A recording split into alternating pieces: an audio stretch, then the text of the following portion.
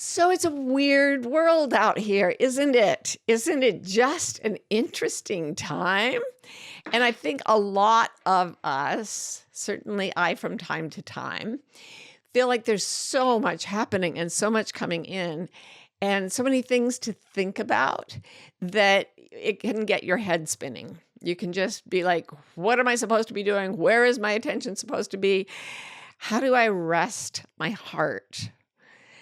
And we gather here so that we can rest our hearts, so that we can take a deep breath.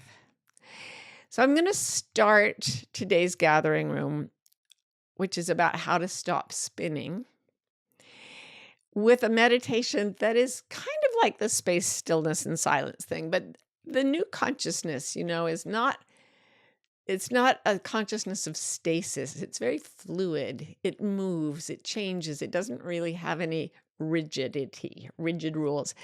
So I thought I'll just go with the meditation that comes up for me on a given day. So I was sort of in communion with my soul. I was feeling all of us spinning or being kicked by so many things that seem to want us to spin. And then I had this image come up. So if you wouldn't mind joining me in this, get your body relaxed, let the tension go for half an hour, take a deep breath in and way out all the way. And again, let your nervous system start to regulate inward. And as you begin to become more still inside, you might want to close your eyes or half close them or look at the floor in front of you or a blank wall and get your imagination going. So continue to breathe deeply and freely. And imagine that you're standing in a wide open field. There's no roads, there's no signs, it's just sky and ground and air. And you're holding a compass in your hand, and the compass needle is spinning. You don't know where to go. But with each breath, you get more still. With each breath, you find more space inside you, and your attention shifts from matter to space with its stillness and its calm and its vibrancy. And you hear the silence under the sounds. You can even use the trigger cue, can I imagine the distance between my eyes? And let that pull you into the stillness, the silence, and the space. And as that happens, the spinning compass needle slows down. It begins to get really slow and easy, and then it swings back and forth a few times. And then it stops and it points straight into your chest. Now feel the spot inside you that has pulled the compass needle to that orientation. It's still. It's not rigid, but it's still because there's such a magnetic point in you. And that's a point that doesn't flinch when the world gets loud. It doesn't worry or question. It doesn't have any questions because it already knows. Let your breath settle there, right in the center of that stillness. So you realize then there's no place to walk. You don't have to go anywhere. Just arrive here. Just let yourself arrive right here. This is not a pause between destinations. This is the destination. This is the direction you're going. Inward, into the stillness. Feel that. Whatever you're dealing with, there is no need for you to worry. There is no need for you to plan. There is only, well, not even that. There's no need to do anything. There is literally no need for you to do anything to be enough to arrive at the place you are meant to be, because the universe has delivered you here. You know, the thing I always quote, 100 years before you were born, God drew a circle around the space where you're sitting right now. You're right on time. You're perfectly oriented. And you have this infallible compass, because your North Star, true north, is in the center of your own soul, infinitely deep.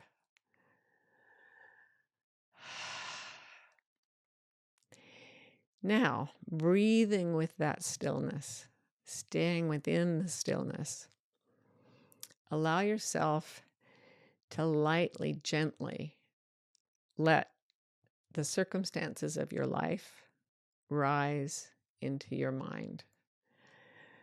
What are you going to do about the insurance? Oh dear. What are you going to do about fascism? Oh dear. What are you going to do about aging? What are you going to do about your family members who are having such a rough time? What do you do? Can you feel the spin?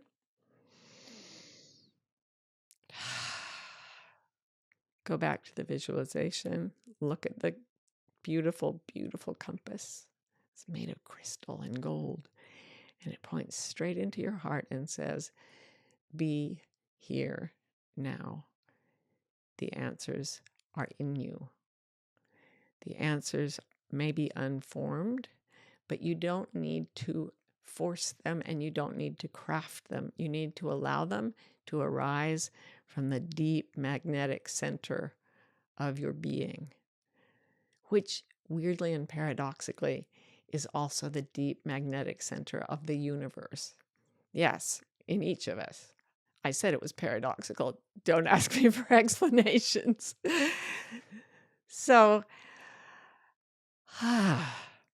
allow answers or ideas to gently bubble up to the surface.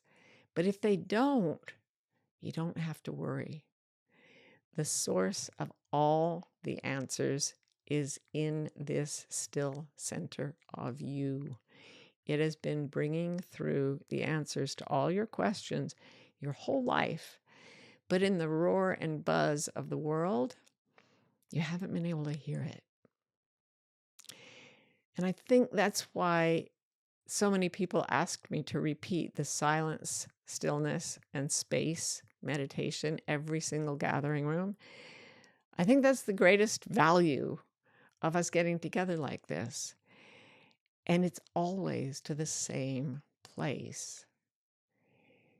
And I have only just begun to realize how when you center in that place and when you allow it to be enough, the answers to your questions about the most trivial things and the most immense things will come without effort into your consciousness. There is an intelligence and a love so great for you that hears you in your confusion and hears the terrifying cacophony of this world and is, in the New Testament, Jesus tells people, I stand at the door and knock. It's knocking. It's your higher self saying, be still and trust and allow me to speak to you, and I will. I will. We were driving through Row, and I took Lila yesterday to Central Park Zoo. This is something I've been wanting to do with her. I did this with my first child, and now I've been waiting to do it with Lila for ages. 4.5 years, as it happens. And we managed to do it. And it was pandemonium in New York City yesterday. Not only was it a Sunday at the zoo with all the crowding and the screaming kids and everything, right next to the zoo was Greek Independence Day, the Greek Independence Day parade. It was very loud. It was very dense. It was crowded. And here we are, the three of us, me, Ro, Lila. We all have more sensitive than normal nervous systems. And we're like trying to navigate this weirdness. There's a grizzly bear. There's the Greek Independence Day parade. There's the crowd. It was bedlam. And then we finally, so we finished with the park, and we're like, Lila was like a mad thing, just running from place to place in the zoo, yelling speed, power, and then disappearing. It was not good. It was good. It was so good, but didn't feel very still, except stillness is always there. So we finally got in the car again, and we're both exhausted, Ro and I, because we hadn't slept at all the night before. Because Lila was busy bouncing off the walls. And we put her in her car seat, and we're leaving, and she asked for her window to be rolled down because it was warm finally. So we rolled down her window, and there's the Greek Independence. And then we went out of that zone, and we passed a crowd of Hare Krishna worshipers singing and chanting and dancing. And then we got to another part of New York City, and there was a band playing, and Lila's just completely exhausted. And I think she was high on fumes, because let me tell you, especially like downtown New York is made of pot. There is such a strong smell of weed in every part of that city that I'm sure everyone there is baked all the time. So Lila's sitting back in her car seat and listening to all these clashing, bashing, roaring, screaming. And she said to us, "There's a lot of music in this town, girls." And then she went, "Conk," and fell sound asleep. There's a lot of music in this town right now, girls and boys, and those who have no declared gender or other genders, all of us. There's a lot of music in this town right now. It can be chaotic. It can be frightening. A lot of it looks absolutely terrifying. But that's only when we let ourselves spin. This is the time when we need to learn to just ground in to space, silence, and stillness, and stand in the huge, wide plain where there is no track and no road and no one but you and the grasses of the prairie and the sky and your compass that is pointing straight into your own being. Your presence is the portal that is opening to the instructions for what you need to do next in your life. You will be fine. Yes, you will. All right, so I am now going to answer questions if anyone has them. Here they go. Question, we've stopped doing names because I garble them so badly. How do you get rid of the fear of losing control? Well, you don't get rid of it. You love it till it calms down. It's not like a swarm of ants. It's not like a pestilence you want to get rid of. It's just a frightened animal in your own brain. So the left hemisphere of your brain, as I said in my latest book, is always telling you you can only stop being afraid if you have total control, which makes people horrifying and creates endless suffering. But if you can say to that part of yourself, I get that you're afraid, and you get to be afraid. And I'm standing here on a field of dreams with no track and no trail. And my own North Star is in the center of my own being. And there is no need to control anything. Moreover, sweetheart, there is nothing you can control. As I said in the book, I've never been able to control anything with my thoughts, including my thoughts. And as for my physical efforts, they are ridiculous. They never work. So you love the part of you that wants control, and you tell it, sweetheart, you can't have control. How about we just open a portal to stillness and we have some fun together? Question, as an artist, how do you embrace making ugly things without losing confidence and without worry? It's paralyzing. I know, I got stuck in that recently. And I've been making a bunch of really ugly paintings. And then after our trip to New York to the zoo, it was such a chaotic day that I came in, I looked at this painting, I'm like, That's really freaking ugly. So I'm going to mess with it for a while. It's a mess. So I'm going to mess with it. I'm going to just do whatever. And I started just messing around with a painting that was already, I don't love it. I don't think I'm ever going to love it. And then you don't need confidence. And you don't worry because you're out of the left hemisphere of your brain, which does anxiety. You're not trying to control anymore. You're actually just moving your hands and looking with your eyes and saying, that worked. That didn't work. That's cool. That's not. And it really is about painting. It's not about the painting. It's not about the dish you're cooking. It's about the cooking. I once grew a garden. We never got anything out of that garden, but it was about the gardening. Okay. So yeah, see if you can get there. Try the meditation with the compass. See if it works and have fun. Another question. I was listening to a Tim Ferriss pod with Craig Maud. Craig, who does long walks. He was talking about the one in the Cotswolds. What was that? Your walk? That's Craig, and that's Tim. And they are beautiful, man. I love them. Oh, Craig is okay. I love Craig. That's enough. This is about the gathering room. Anyway, thanks for shouting out. Question. How do I quiet the ongoing daily crises in order to create? You don't quiet the crises. You create right in the freaking middle. That's another thing. I used to get up at 5 and paint for a few hours, and that was great. And that was a time and a season. And now I'm like, I've got 10 minutes. I'm just going to throw something at the paper or the canvas or whatever. And I don't quiet the chaos. I let it be. And I throw in a few minutes here and there. And that's part of being present.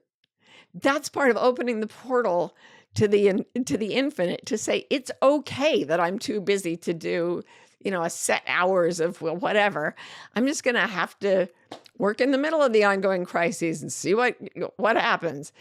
If you can get to the point of presence and everything gets quiet, then you can have humor and delight and joy and creativity in between bouts of crying hysterically because the world is going to hell in a handbasket. It's all good. It's all good. The still point at your center will tell you, sweetheart, this is what you came for. It's all good. So next question, how to figure out what to do next when you suddenly get laid off in this very uncertain economy. Wow, there are a lot of people facing this right now. And I do want to stop and say, I have so much compassion and empathy for that. That is terrifying. And I think before you jump to another job, you have to come into presence, because here's the thing. The old economy isn't just shifting the place that it employs people. It's breaking. It's disintegrating. There is never going to be the job your father and grandfather and maybe your mother had, not your grandmother, because it's moved so fast that women weren't getting jobs in your grandmother's time. But what we're moving on to is something much more fulfilling to the human soul, to your soul, or you wouldn't be here at the gathering room. So how do you get income? I don't know what your next step is going to be outwardly, but I know that first you have to step inward. You have to go to the still point that is not afraid of being unemployed right now. And I know that sounds almost impossible. And in our culture, it is impossible. In the left hemispheres of our brains, it may be impossible. But if you go to the part of you that makes things, the part of you that loves beauty and goes to see animals just because you love animals and says, there's a lot of music in this town, girls. If you go into that space, it will give you your next step. It has helped me find ways to make money when I was crippled and broken and unemployed and fired for being a morally reprehensible person after my book about Mormonism came out. Woo, I got some firing. It's going to be okay. And you'll find that inside you, not inside me, but I'm here for you. I'm holding the frequency for you. And you will find something. It's going to be okay. Next question. Dearest Martha, I'm just crying so hard during the meditation because despite of all the spinning last year, the universe did close all the doors. I got my answer. How do I make sure staying still is the answer? Staying still in your life isn't the answer. Presence in each moment is the answer. So what does presence look like right now? You're watching The Gathering Room, listening to it, whatever. Good. Be here now. Ro had a joke meme that had evil Ram Dass saying, be somewhere else now. You'll get that if you're a Ram Dass fan. Be here now will never fail you. If you are in any point of your spin, if the doors seem to be closed, if too many doors look to be open, be present, be present, be present. The compass always points to your own still center, the center, still point of the universe. You are the still point of the turning world. We do still point sessions in Wilder because just based on that poem of T.S. Eliot's, to be the still point of the turning world.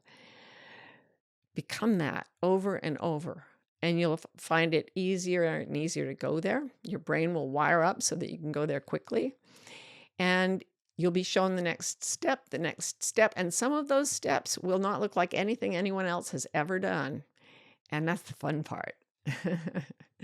Trust yourself. Okay. Yeah. So if you ever want to come to a still point session, we do them in our beautiful Wilder community, which is wildercommunity.com. Okay. Someone said to mention that. Question: how do you take next steps when you're afraid they'll hurt your family? Openness, calm communication, if necessary, leadership. I'll tell you one thing about being in a throuple, a 3-person relationship. It doesn't work without crystal clear communication, and it doesn't work if anyone has any secrets or any lies at all. It's the best lesson in how you need to be together in finding your stillness, in following your instincts, in grounding yourself, in becoming present. When Karen and Ro and I are making big decisions, and we have been making big decisions lately, everyone shows up as herself. We don't show up for the others. We show up as ourselves.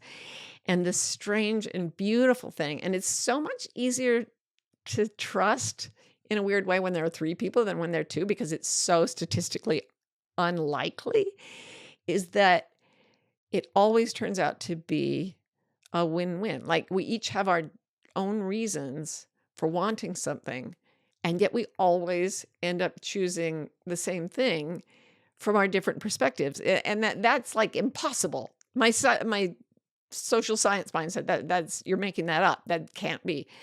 It's been 10 years, and it only always works. So be a still point for your family. Don't expect them to pull you into resonance. Come into resonance yourself and say, troubled, then stay with me, for I am not. And here's what's coming from my still center. Can you find the center of yourself and speak to me from there?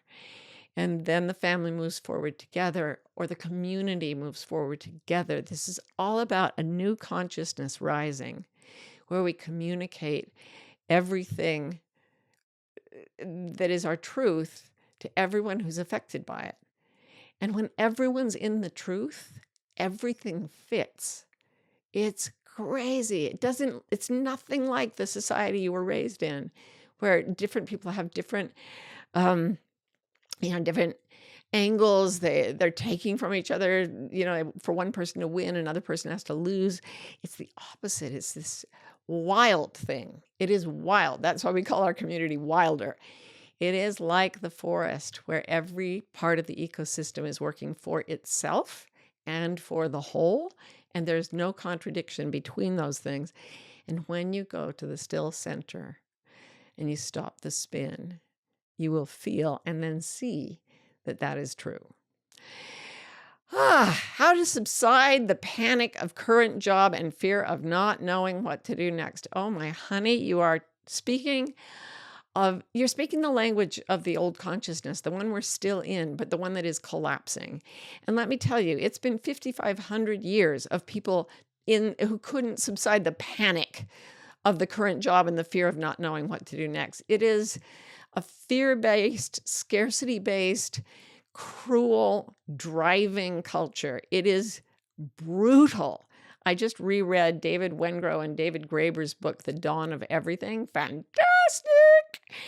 And it's basically, they set out in 800 short pages to say, why the hell is everything so messed up? And they kind of come up with the whole pyramid of the society, the forms of society that have led not only to late stage capitalism, but also late stage communism and late stage pretty much everything all over the world. It's a horrible system. And thank God it's breaking. And yes, it's absolutely freaking terrifying that we don't yet see what we'll be doing next. But I can tell you something for sure. Your presence now is the portal to the answers for you. And they will be compassionate, not only for you, but for everything. Trust homecoming. Trust stillness. Trust the infinitely deep center of your soul. Be in it, and you will be guided. Yes.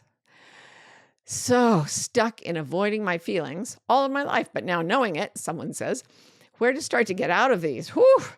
Well, guess what? You've been trying to avoid your feelings, but you've never actually managed it. They're still in there. Congratulations. Yeah, what you do is you relax and you let them come up and you find a way to let them flow through you. Best way is journaling. I journaled infinite numbers of words for literally decades just to get the feelings out onto the page. And then I had therapy and I had coaches and I had friends and I had my own self-coaching and I had spiritual teachers and I let them flow and I did what I had to do to tolerate that. And let me give you one hint. If you can come to the still place and if you can feel the community of the beautiful people that are listening to this right now, even if they're listening to it at a later time, because there is no time, you're going to see you can hold it.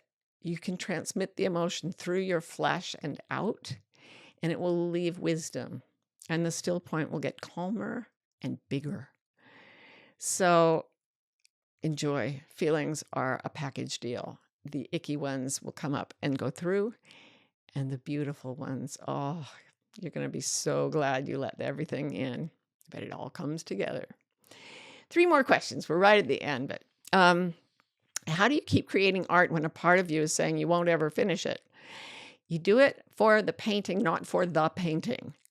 You do it for the experience. Karen was moving some things around with Lila today, and they punched through a canvas that I had of a painting that I'd spent, 100 hours on.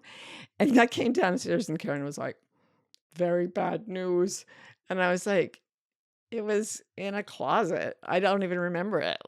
And she's like, but you worked so hard on it. And I was like, yes, and it changed me. And I'm really grateful for that. That's what I carry. The painting was under the stairs. That's all right. So don't do it for the old consciousness reason of having something to show or sell or whatever. You don't ever need to finish it.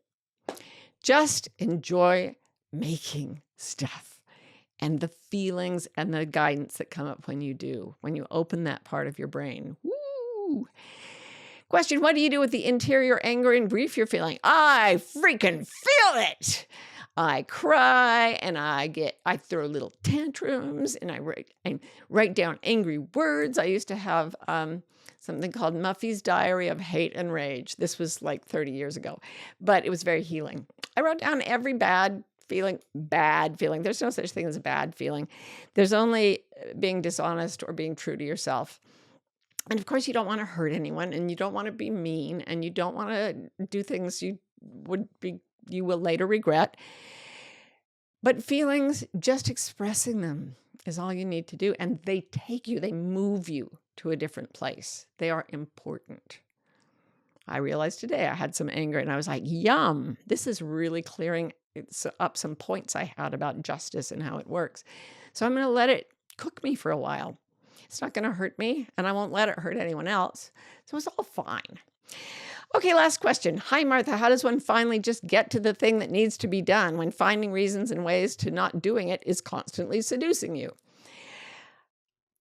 I don't see a problem there. I mean, what really needs to be done? What, the laundry? We're all going to die.